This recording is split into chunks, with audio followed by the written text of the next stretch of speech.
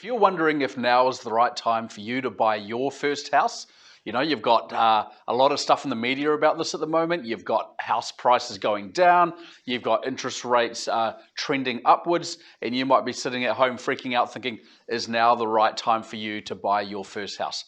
Listen up, because I've got 3 points that I'm going to go through that will help you to understand whether now is good for you.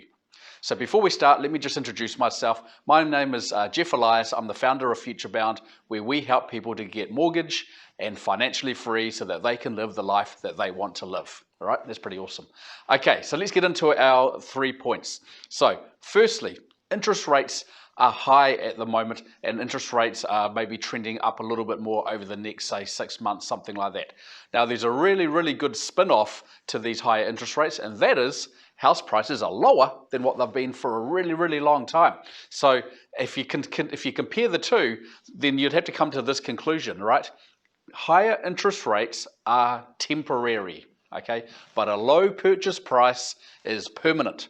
So that's why you do definitely want to consider currently buying your first house to take advantage of those lower house prices. You're probably never going to get a lower house price than what you're going to get at the moment as a result. Now, if you want to wait until those interest rates come down, then those house prices are also going to go up, and then you're going to end up paying more. So that's one good reason to just jump in, because you know that you're going to get a good deal. Of course, it has to be affordable for you. If it's not affordable, that's a different story, but if you can handle those mortgage repayments, then you can be confident knowing that they are going to come down.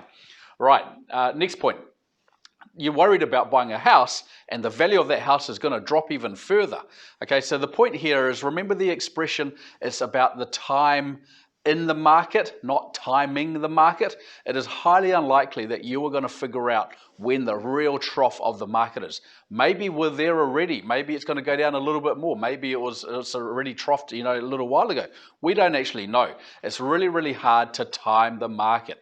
But this is only a problem if you're planning to buy a house and sell it again within 6 months or a year maybe. If you're not planning to do that, then it doesn't really matter, because you're just going to hold that property. And the great thing about property is that time corrects all mistakes. So all you got to do is hold on to that property for long enough, and even if it does go down a little bit after you've bought it, trust me, it'll go back up again, because this is what property does. All right, so just keep in mind, it is time in the market, not trying to time the market.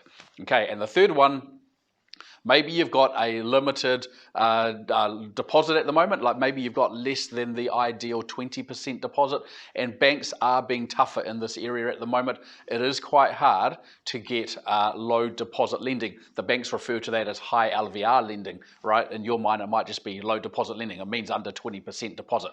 So at the moment, you've really got very little choice but to go to your own bank, because banks are pretty much just looking after their own clients at the moment if you've got less than 20% deposit.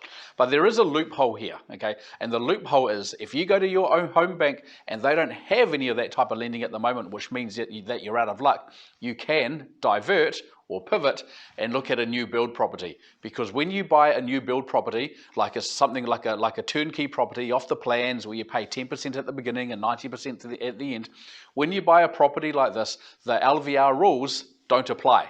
Okay, so it doesn't matter whether you've got 10% deposit or 15% deposit, under 20% deposit, those rules don't apply. And so that is a loophole where you can still get into the market if you've got less than 20% deposit and your bank is saying no to you getting that type of lending right now. I hope you found this information helpful. If you want to find out more, then you can see there's a link at the bottom of this video where you can click to book a 15-minute chat with one of our team so that we can talk about your situation.